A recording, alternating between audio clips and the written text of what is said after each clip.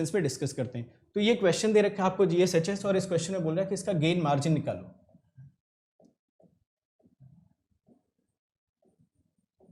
Question में पूछा इसका गेन मार्जिन, ध्यान से सुनिए। ये दे रखा था आपको, आपने सोचा कि मैं क्या करता हूँ, इसमें वो गेन मल्टीप्लाई कर देता हूँ जिससे करेस्पॉन्डिंग क्लोज लूप सिस्टम मेरा हो जाए मार्जिनल स्टेबल। तो मैंने यहाँ से सबसे पहले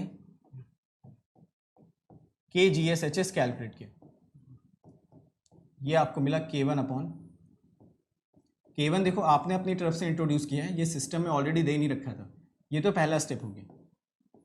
सेकेंड स्टेप में आपने क्या किया, कैरेक्टरिस्टिक टेबल बनाई, क्योंकि आपको जो करेस्पॉन्डिंग क्लोज लूप सिस्टम है उसको स्टेबल करना है। यहाँ से देखो आपको क्या मिलेगा, S cube plus 4s square plus 3s plus K1 equal to 0।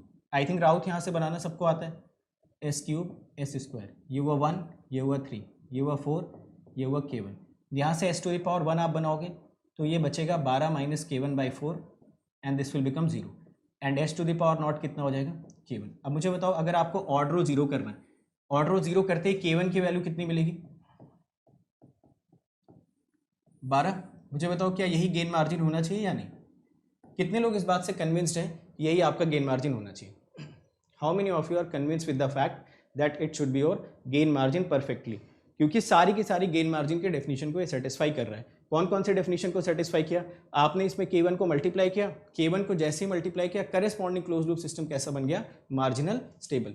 तो यहाँ से बताइए क्या डायरेक्टली K1 की वैल्यू आपको 12 दिख रही है? अच्छा, ये जो 12 आपने कैलकुलेट किया ये रेशियो में आया या फिर डीबी में आया? The 12 that we have calculated will always be in ratio. अगर आपसे कोई डीबी में पूछता है gain margin, so you can tell him the gain margin will become,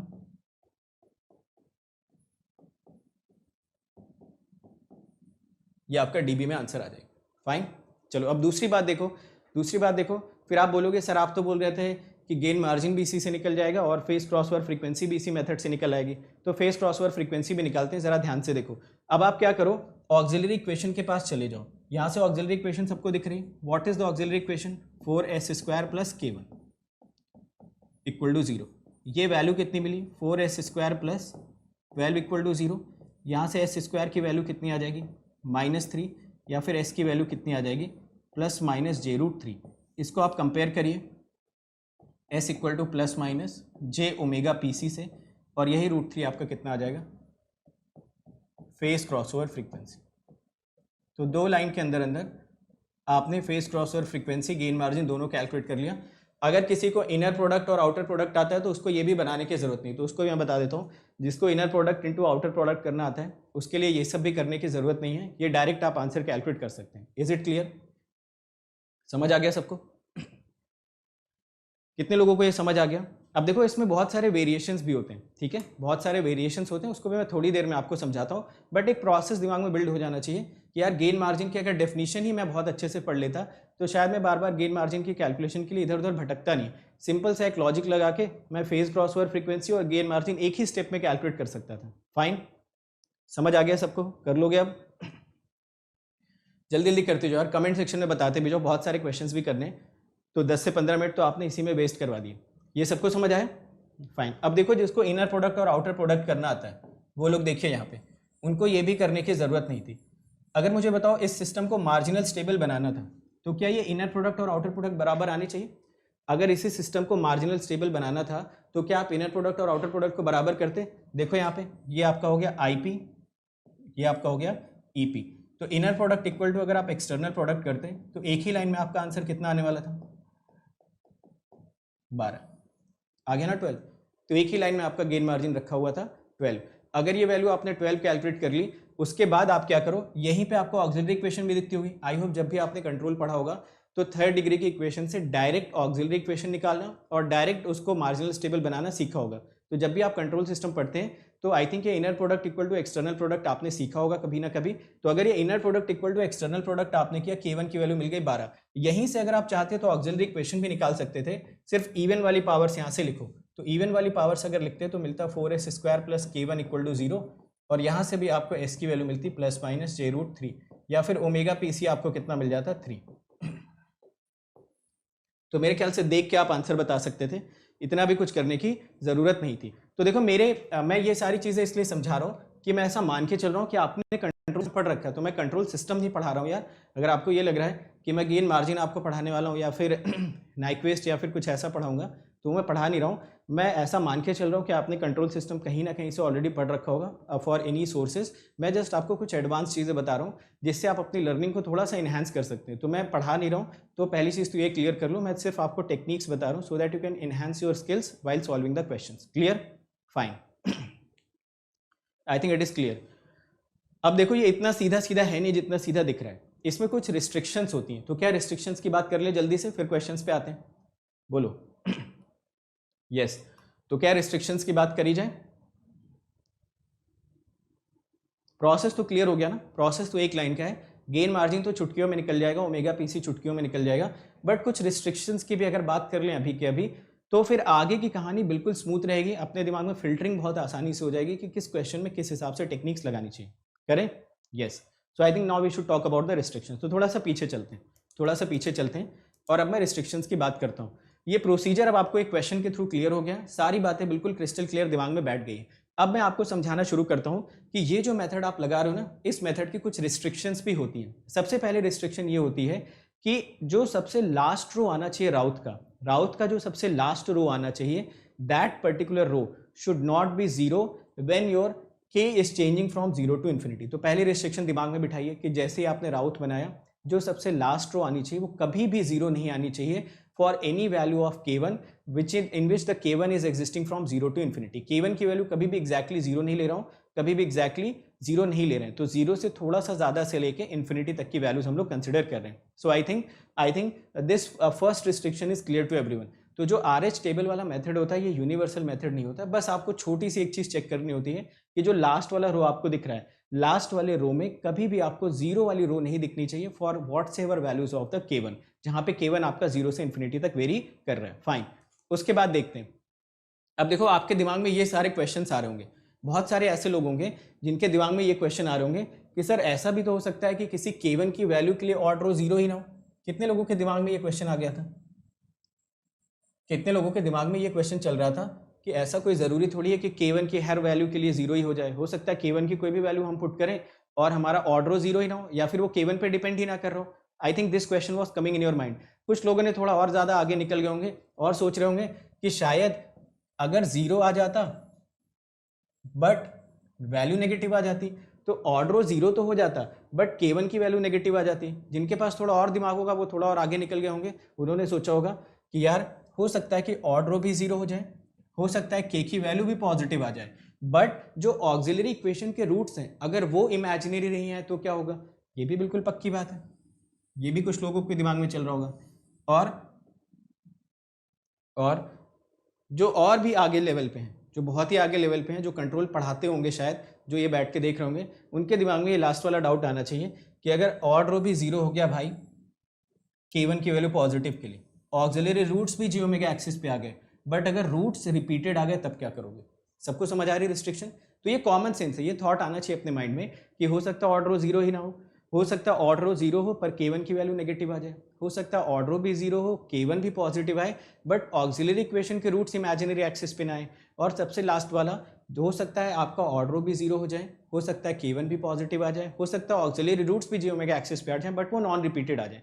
तो ये चारों केसेस सबको समझ आ रहे हैं? जब भी ये चारों केसेस बनते हैं तो सिंपल सा यहाँ पे एक आंसर लिखा हुआ है, इस केस में आपका फेज क्रॉसओवर कभी भी डिफाइंड होता नहीं है और गेन मार्जिन आपका हो जाता है इधर प्लस इन्फिनिटी dB और माइनस इन्फिनिटी dB। ये कैसे डिसाइड करना है इसके बारे में बात करता हूँ। तो पहले बताओ ये कितने लोगों को समझ आए? क्या इसमें कुछ भी याद करने की ज़रूरत है? मुझे तो नहीं लगता, मुझे तो लगता है ये तो अपने दिमाग में कुछ दिन बाद तो आने ही वाले थे। अगर मैं सिर्फ इसके पहले वाला स्टेप आपको बता के छोड़ देता तो आज नहीं तो कल ये चारों डाउट आपके दिमाग में अपने आप ही आने वाले थे कि सर अगर ऐसा ऐसा होता तो हम क्या सोचते। तो वो आपके दिमाग में आने से पहले ही मैंने उसको रिकवर कर दिया या फिर उसको मैंने क्लैरिटी दे दी कि उस केस में आप सिंपल सा आंसर बोल दोगे कि ओमेगा पीसी एग्जिस्ट नहीं करेगा और गेन मार्जिन या तो प्लस इन्फिनिटी dB ले लेना या तो माइनस इन्फिनिटी dB ले लेना। वो कैसे लेना वो मैं थोड़ी देर में आपको समझाता हूँ। फाइन, सब कुछ समझ आ रहा है ना बिल्कुल सिस्टमैटिकली? यस तो यार कमेंट में बताते भी रहो ताकि मुझे पता चले कि आपको समझ आ भी रहा है या नहीं आ रहा है। तो कमेंट सेक्शन में एक बार जरूर कंफर्म करते रहो जितने लोगों को समझ आता जा रहा है, और लास्ट में मैं 5 मिनट का टाइम दूंगा, उसमें अपने डाउट्स वगैरह पूछ लेना। आ रहा है ना सबको समझ में? तो इन सारे ही केसेस में क्या करेंगे, अगर लास्ट रो जीरो हो जाएगा तो आपको कन्वेंशनल मेथड पे जाना पड़ेगा, जैसे आप नॉर्मल मेथड करते हैं। तो अभी उस पर आते हैं, पहले इसको समझो, ठीक है। चलो अब प्लस इन्फिनिटी माइनस इन्फिनिटी का डिसीजन कैसे दोगे, देखो मैं आपको सिंपल सा तरीका बताता हूँ। आपको देखो, जब भी गेन मार्जिन या omega PC does not exist का केस है, तो ये टेबल याद करना, बड़ी इंपॉर्टेंट टेबल है, एक लाइन में आंसर निकाल के देगी। देखो ये सिंपल सी चीज बता रही है कि अगर आपका क्लोज्ड लूप सिस्टम स्टेबल है और open loop transfer function minimum phase है, उस केस में गेन मार्जिन ले लेना प्लस इन्फिनिटी। और अगर ये क्लोज लूप सिस्टम अनस्टेबल है और ये मिनिमम फेज है, तो ये ले लेना माइनस इन्फिनिटी। ये आपको वैसे भी याद करना पड़ेगा, किसी भी ऐसे सिस्टम का जिसका ओमेगा पीसी एग्जिस्ट नहीं करता, उनका अगर आपको गेन मार्जिन का डेफिनेशन बताना है तो आपको ये टेबल याद करनी पड़ेगी। यहीं पे फेज मार्जिन की भी टेबल होती है बगल में, वो मैंने अभी नहीं दिखाई क्योंकि मैं फेज मार्जिन आपको नहीं पढ़ा रहा हूँ। तो ये टेबल देर सवेर तो आपको वैसे भी याद ही करनी है, तो मैं अभी आपको याद करा दे रहा हूँ। सेकेंड देखो, सेकेंड में फिर से close loop transfer function stable हुआ, open loop transfer function non minimum हो गया, पर कौन से टाइप का, ऐसे टाइप का जिसमें एक भी पोल आरएचपी में नहीं है, जीरो जाए तो चला जाए, उस केस में ये बिल्कुल मिनिमम फेज सिस्टम जैसा ही बिहेवियर शो करता है। So it shows exactly the minimum phase system behaviour. तो ये टेबल देखो, इसका शॉर्टकट से कोई लेना देना नहीं इस टेबल का, बट ये टेबल आपको देर सवेर याद करनी पड़ेगी जब भी आपको प्लस इन्फिनिटी माइनस इन्फिनिटी का डिसीजन देना होगा। फाइनली देखो लास्ट वाला, अगर close loop transfer function stable है और open loop transfer function non minimum phase तो हुआ, पर कौन से टाइप का, टू टाइप का, तो just opposite of minimum phase system का बिहेवियर ये शो करता है। तो ये टेबल बड़ी इंपॉर्टेंट टेबल, बहुत ही क्रूशियल टेबल। ज़्यादातर केसेस में ये टेबल मैंने बहुत कम ही देखा है कि करेक्टली कहीं पे बनाई जाती है या बनवाई जाती है, but you have to remember it correctly. सिर्फ ये बोल देना कि अगर system non minimum phase system है तो गेन मार्जिन नेगेटिव होने से सिस्टम स्टेबल हो जाएगा, ये थोड़ा सा गलत स्टेटमेंट होता है। वो नॉन मिनिमम फेज में भी कैसा होना चाहिए, टाइप 2 का होना चाहिए, या फिर कम से कम उसका एक पोल कहाँ पे आपका एग्जिस्ट करना चाहिए, आरएचपी पे एग्जिस्ट करना चाहिए। अच्छा, ये सारे के सारे आंसर डीबी में लिखे हुए हैं, याद रखना, याद रहेगी टेबल, ये टेबल याद कर लोगे तो देखो, minimum phase system and non minimum phase system type 1, type 1 means जिसमें एक भी पोल आरएचपी पे नहीं, वो बिल्कुल सेम बिहेवियर शो करते हैं। एक आधा पोल आरएचपी पे चला गया अगर, उस केस में बिहेवियर उल्टा हो जाता है। So hope this thing is also clear. अगर इतनी बात क्लियर है तो फिर हम लोग डायरेक्ट अब क्वेश्चंस पे जंप कर सकते हैं।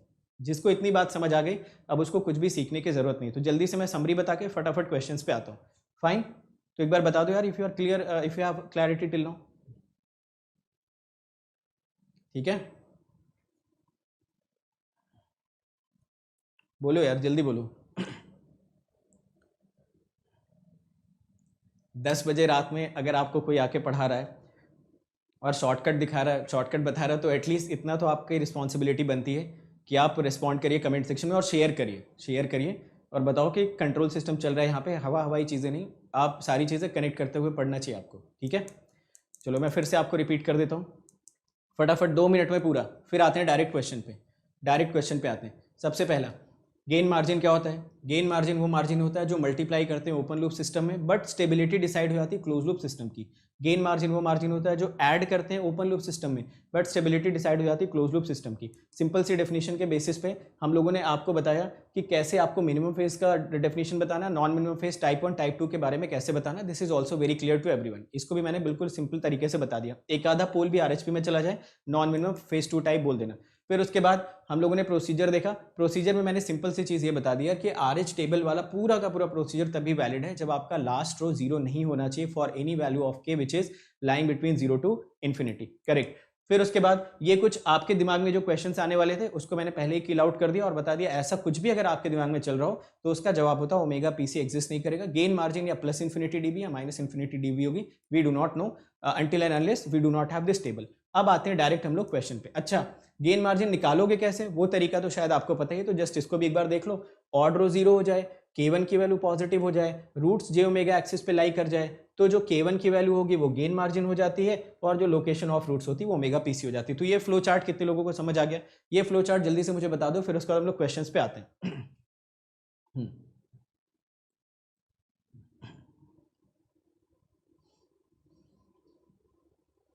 फ्लो चार्ट भी सबको क्लियर? देखो वही लिखा हुआ, odd row zero, value of K1 positive, roots of auxiliary equation lies on J omega axis, obviously non repeated roots, तो जो K1 आ जाएगा वो gain margin and location of roots will give you omega PC. चलो questions पे आते हैं, आ जाओ क्वेश्चंस पे।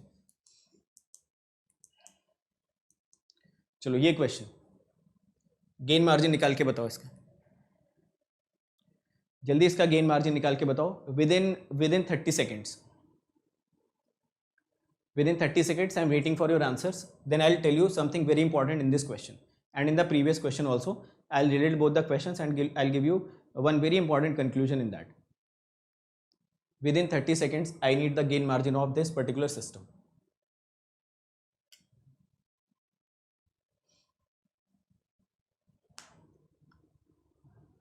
K से मल्टीप्लाई करो, RS टेबल बना दो, K की वैल्यू निकाल लो, आंसर आ जाएगा.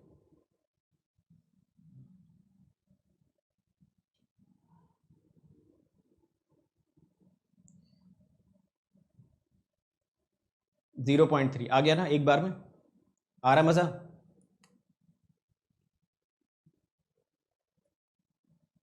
है ना इंटरेस्टिंग टेक्निक?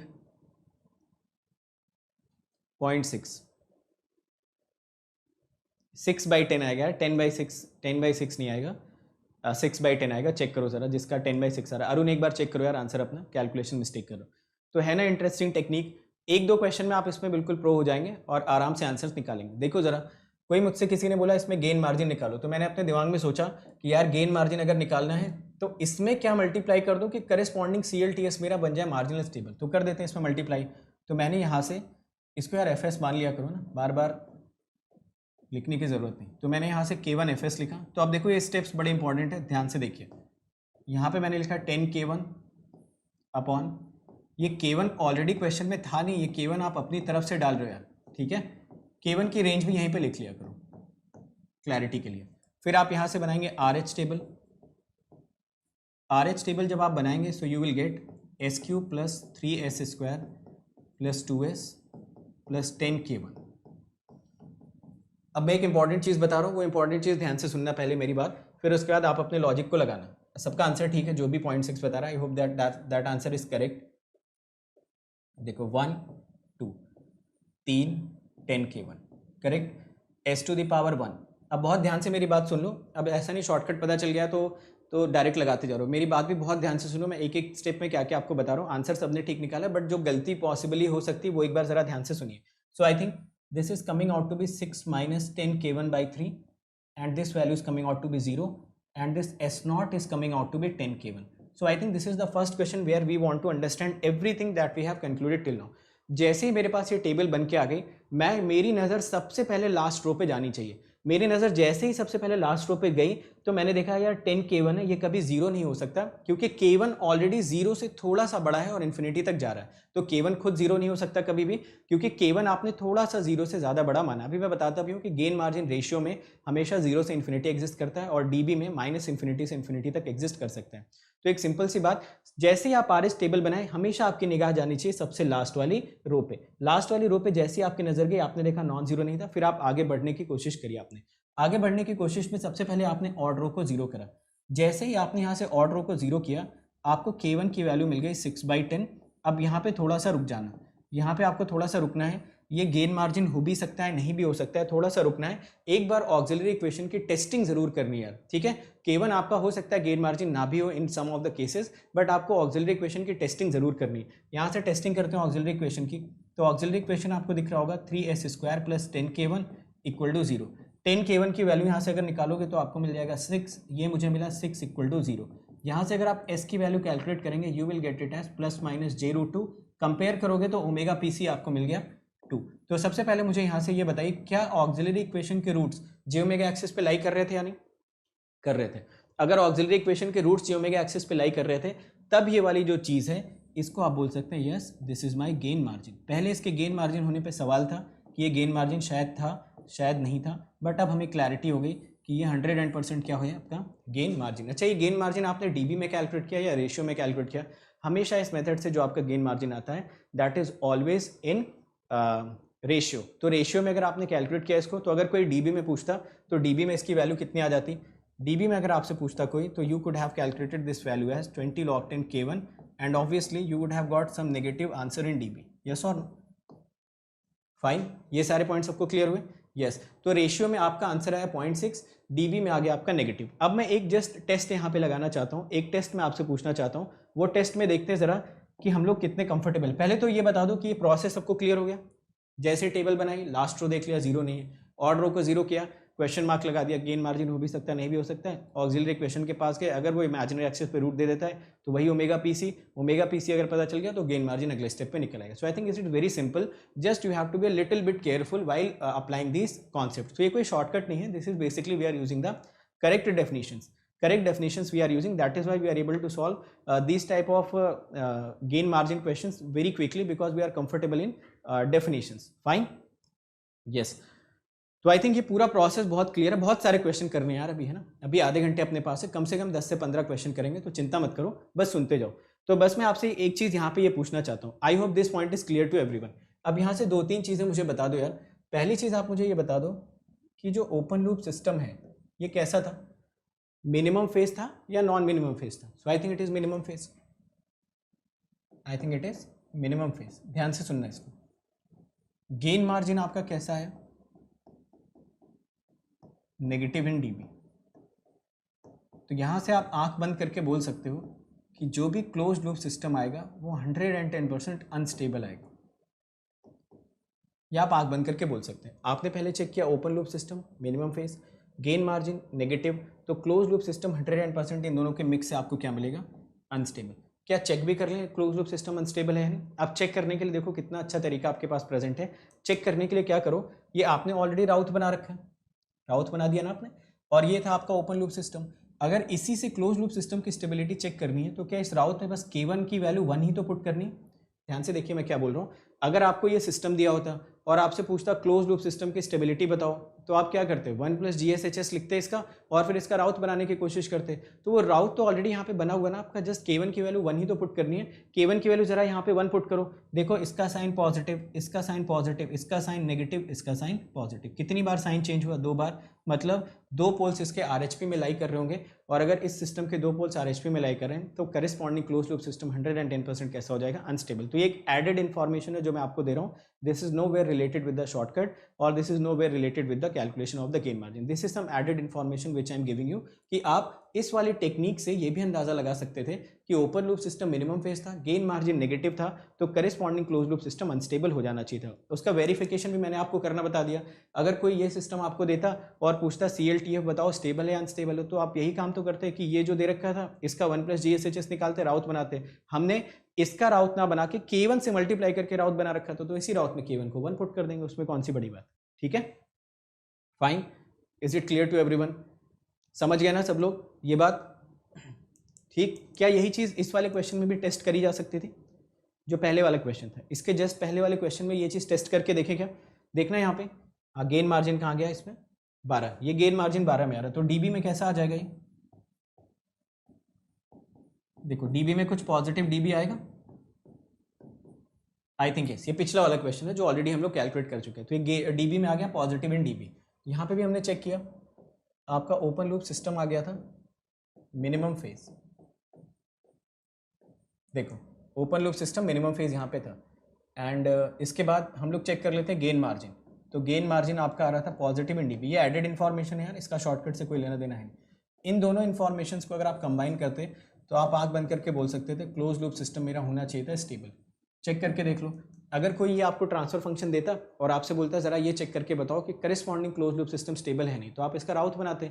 हमने बस क्या किया, इसमें K1 से मल्टीप्लाई करके राउट बना रखा है, तो हम K1 की वैल्यू यहाँ पे 1 पुट कर लेते. ये भी पॉजिटिव, ये भी पॉजिटिव, ये भी पॉजिटिव, ये भी पॉजिटिव, सारे के सारे साइन सेम. तो आप बोल सकते हैं एक भी ऐसा रूट नहीं होगा जो आपका RHP में एग्जिस्ट करेगा, ना ही j ओमेगा एक्सिस पे एग्जिस्ट करेगा. तो ये सिस्टम कैसा हो जाएगा? Absolutely stable. I hope this is making sense. ठीक है. It's time to experience something glorious. Unacademy Combat. Compete, crack, conquer. A challenging gate contest engineered to give you an experience like none other.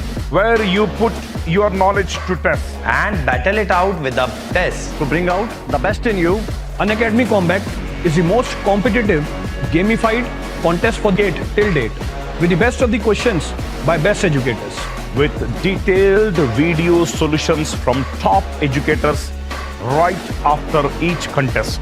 Combat live with peers to get real-time rankings and win big. Participate in every contest to improve your ratings.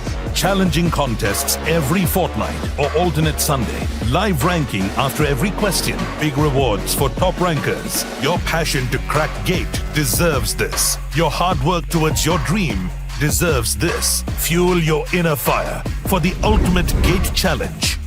Unacademy Combat. Register now.